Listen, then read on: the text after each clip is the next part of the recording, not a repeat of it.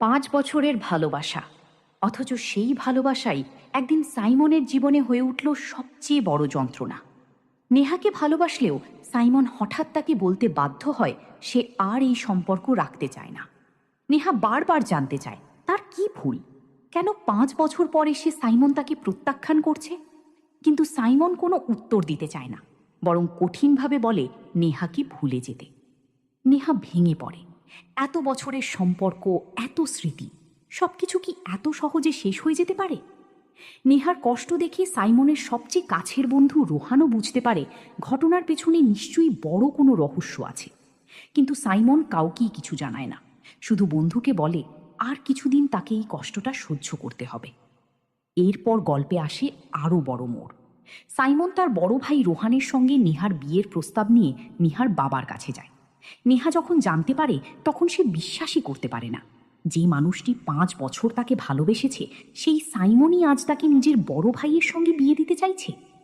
নেহা সাইমনকে প্রশ্ন করে তার চোখের সামনে নেহা যদি রোহানের স্ত্রী হয়ে যায় তাহলে সে কিভাবে এই দৃশ্য সহ্য করবে। কিন্তু সাইমন নিজের সিদ্ধান্তে অটল থাকে। সে নেহাকে বোঝায় রোহান তাকে অনেক ভালো রাখবে, নেহা যেন তার জীবন নিয়ে নতুন করে ভাবে। অবশেষে রোহান ও নেহার বিয়ে হয়ে যায়।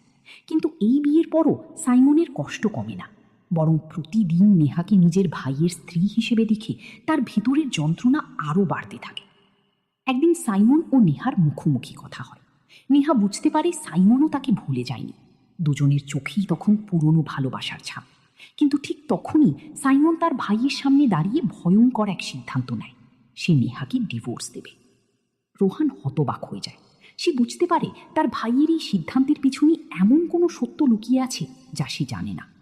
এরপর সাইমন নেহার জন্য একটি চিঠি রেখে যায়। চিঠিতে সাইমন জানায় সে নেহাকে কোনো দিন ভালোবাসা বন্ধ করেনি, বরং আগের চেয়েও বেশি ভালোবাসে। কিন্তু কেন সে নেহাকে নিজের করে নেয়নি সেই উত্তর হয়তো একদিন নেহা জানতে পারবে। আর তারপর প্রকাশ পায় সেই ভয়ঙ্কর সত্য।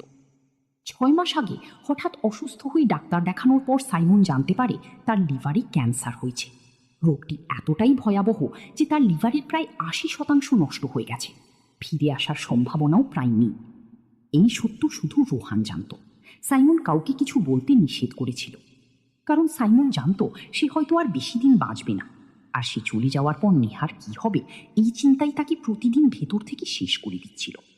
সে চেয়েছিল তার মৃত্যুর পর নেহা যেন একা না থাকে, যেন এমন একজন মানুষকে পায় যে তাকে ভালোবাসবে, যত্ন করবে এবং সারা জীবন পাশে থাকবে। তাই নিজের ভালোবাসাকে বিসর্জন দিয়ে সাইমন নেহার বিয়ে রোহানের সঙ্গে দেয়।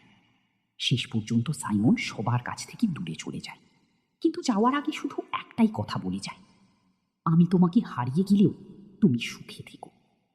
সাইমনের এই আত্মত্যাগ কি নেহা কখনো সত্যি জানতে পারবে? আর সত্য জানার পর নেহা কি তাকে ক্ষমা করতে পারবে, নাকি অসমাপ্ত ভালোবাসার গল্প এখানেই চিরতরে শেষ হয়ে যাবে?